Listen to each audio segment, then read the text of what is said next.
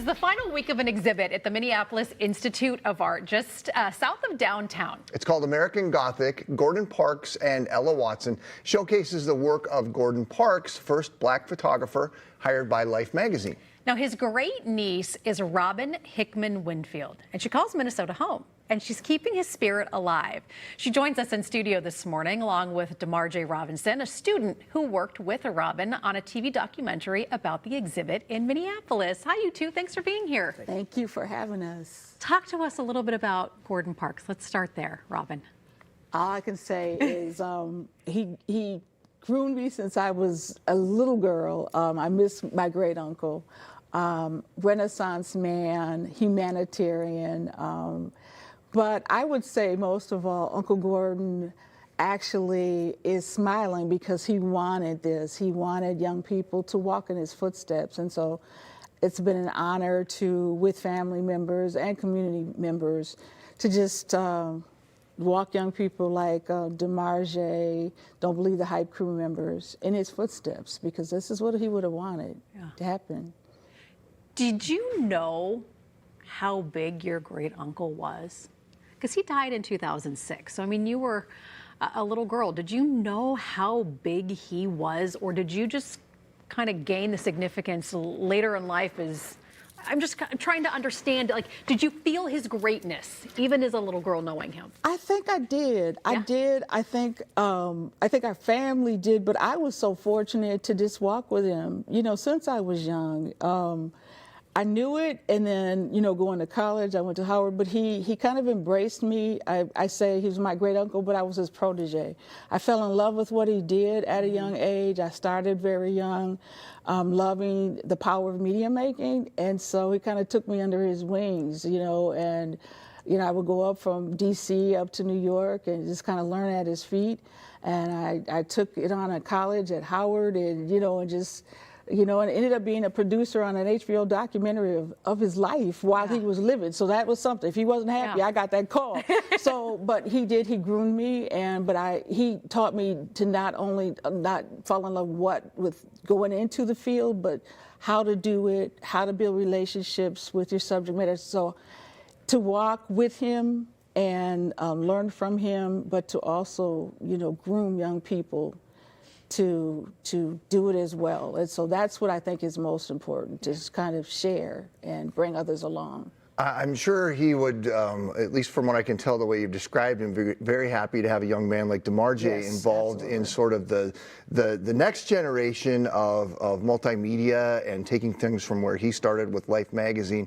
DeMarjay, tell us a little bit about your experience with this project so far. Okay. So, well, it's just really been special being a part of something like this, because, you know, I was recently just thinking about it, like the community that I get out of it itself. Don't Believe the Hype is very interesting, and I got to meet some great people that changed my perspective on how I think. So with that, with the doc, community was one of the topics that we orientated around it, and I feel as if having that sense of being around people who also articulate themselves well, they know how they feel and know what they want out of life, it gives me a vision of who I need to be and what needs to be done. So, like, looking at it like that, it's really great. So I just wish to have more people around me as of that nature. And being a part of the doc itself is like, it's new to me because it's my first one that I'm actually filming. So it's like nervous, and I'm going through all these things, like I hope it goes right, make sure everything's nice. But at the end of the day, I'm doing it with people who actually know what they want out of it, and they want to see me doing good as well. So with that, it's perfect. So yeah. DeMarjay actually too went to Uncle Gordon's hometown, Fort Scott, Kansas, his resting place, and where he made his first film, The Learning Tree, Fort Scott, Kansas. And seeing DeMarjay there, it's like Uncle Gordon kind of took him over. It's like DeMarjay becomes Uncle Gordon. It's kind of Why was that journey to Kansas an important part of all of this for you, do you think?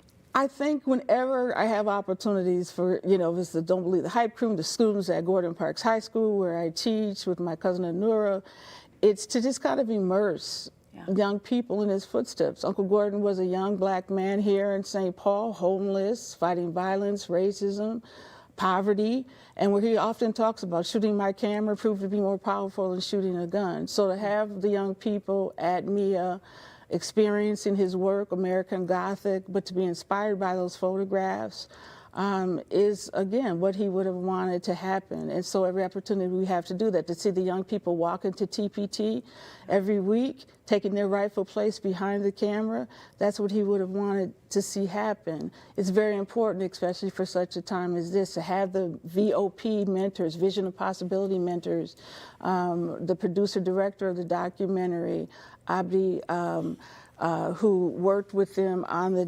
documentary, the staff at MIA who were Vision of Possibilities mentors. For you two right now are Vision of Possibilities for DeMarge. We try to surround the Hype Crew members, the students at Gordon Parks High School. That's so important. So we demystify this medium, especially very important, so that we can create positive narratives. I think it's important now more than ever. Uncle Gordon tried to do that. There were Hype Crew members when we started Hype 20 plus years ago that sat on panels with Uncle Gordon while he was living. So can you imagine that? So it is important for them to be immersed. There's only a couple more days left for people to see this exhibit. What will they see if they go to check it out? They will see him when he was a young man, he knew what was important to capture the life of Ella Watson. And so they will see that iconic photograph of Ella Watson standing in front of the American flag, but they will also see weeks of her life with her children and her community. And they will also see the premiere of the documentary by the Don't Believe the Hype Crew and celebrate Juneteenth in a very, very unique way. Uncle Gordon inspiring these young people to really show what liberation looks like. Awesome, you guys. Well, thanks for stopping by. Thank you for Robin, having me. DeMarge, we're gonna be hearing more from you. I'm Yes.